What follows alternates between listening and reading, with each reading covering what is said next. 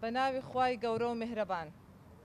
دوای ئەوەی لە ماوەی ڕابردوو دۆخێکی نەخوازرا و بە زۆر سەپێنرا و بەسەر ناوچە کوردستانەکانی دەرەوەی هەرێم هاتۆتە ئاراوە، بە تایبەت لە سنووری پارێزگای کەرکووک، بەردەوام هاوڵاتیانی کورد لەم ناوچانە ڕوبەڕووی چەندین ڕێکاری نایاسایی و مامەڵەی نامەدەنیانە و پێچەوانەی مافە دەستوریە ناسراوەکان دەبنەوە.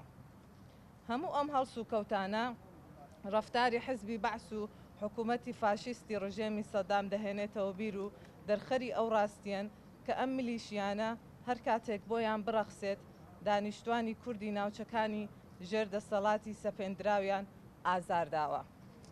نوێترینیان هەڵکوتانە سەر خەڵکی سڤیلی گوندی پەلکانەی سەر بە شارۆچکەی دووبزە کە بە ڕۆژی ڕووناک کوردی نیشتەجێی ئەم گوندە و چەند گوندێکی تری کوردستان سەرگەردان دەکەن و شوێنەکانیان بە عەرەبی هاوردە داگیر دەکەن.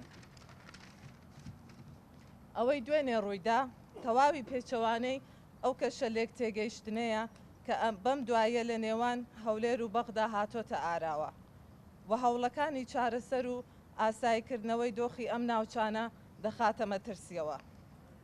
خۆشبەختانە سەرکردایەتی سیاسی کوردستان لە بەرزترین ئاستەوە زۆر بە زوویی هاتنە سەرخەت و بە هەوڵەکانیان توانیان ئەو هاوڵاتیانە ئازاد بکەن کە لەلایەن میلیشیاکانەوە دەستگیر کرابوون.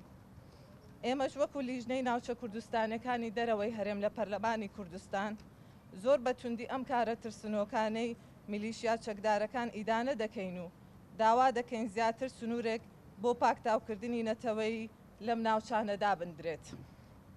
لە کۆتاییدا دووپاتی ئەو ڕاستیە دەکەینەوە کە پێویستە دۆخی کەرکووک و ناوچەکانی دیکەش ئاسایی بکرێنەوە، چونکە ئەمنیەت و کەرامەتی هاوڵاتیان بەبوونی هێزی پێشمەرگەی کوردستان و سوپای فەرمی وڵات دەپارێزرێت.